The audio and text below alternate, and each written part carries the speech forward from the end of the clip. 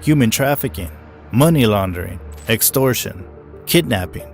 These are activities that are common for huge Mexican drug cartels. But what if we told you the conspiracy about who gave a drug lord a taste of his own medicine? Yes, today we'll be talking about none other than Juan Patron Sanchez, a man who was brutally assassinated, but who was really responsible. Escobar? The US government? An inside job? Stay with us as we unravel the story of Juan Patron Sanchez and his brutal end. To completely understand the story of Juan Francisco Patron Sanchez, we must first know about the rise and fall of the Beltran Leyva organization, or BLO for short. As the name indicates, this cartel was headed by the four infamous Beltran Leyva brothers, Alfredo, Arturo, Carlos, and Hector Beltran Leyva. The BLO, at its peak, was one of Mexico's most feared drug cartels and organized crime syndicates. This cartel was unlike its competitors. This one was so powerful that it had even effectively infiltrated the ranks of various Mexican government agencies and Mexico's Interpol. Who ran the cartel then? This is where we finally get to talk about the man behind today's video, Juan Francisco Patron Sanchez. Juan was Hector's faithful right-hand man and ran all the cartel operations under El H. And sure enough, Juan earned a nickname for himself too, El H2. At this point, the cartel was known as the H2 Gang. However, Juan still kept the legacy of the BLO alive by bribing one of Mexico's most powerful government officials, Salvador Cienfuegos. At the time, General Salvador was the Secretary of National Defense of Mexico. Having a great tie with Cienfuegos, Juan would use him to gain confidential intel about his competitors. Being the shrewd drug lord that he was, Juan would also demand Cienfuegos to command the Mexican police to torture and investigate his enemies.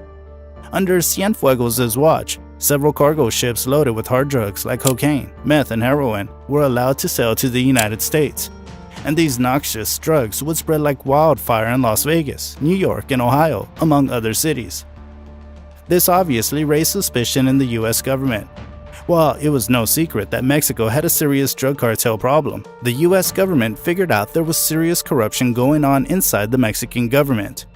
In 2017, the USA under Donald Trump's presidency hit hard at Mexico, criticizing it for the growing cartel problems. In response to these criticisms, the Mexican Navy decided to take out a drug lord without General Salvador Cienfuegos' command.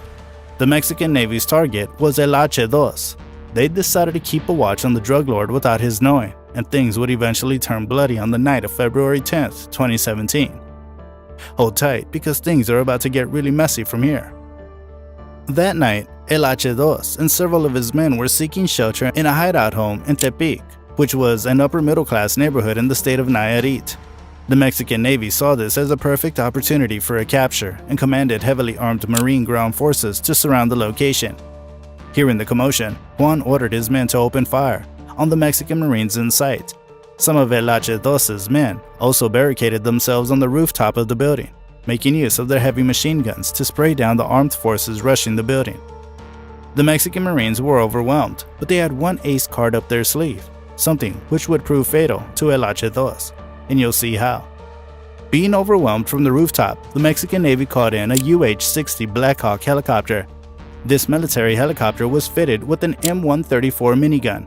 Such firepower, capable of firing thousands of rounds per minute, is usually only used on war grounds. This just goes on to show how determined the Mexican Navy was to take down El H2.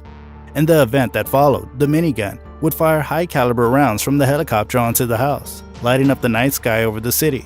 Several spine-chilling videos of the scene circulated on the internet, and the whole event became a topic of discussion around the world.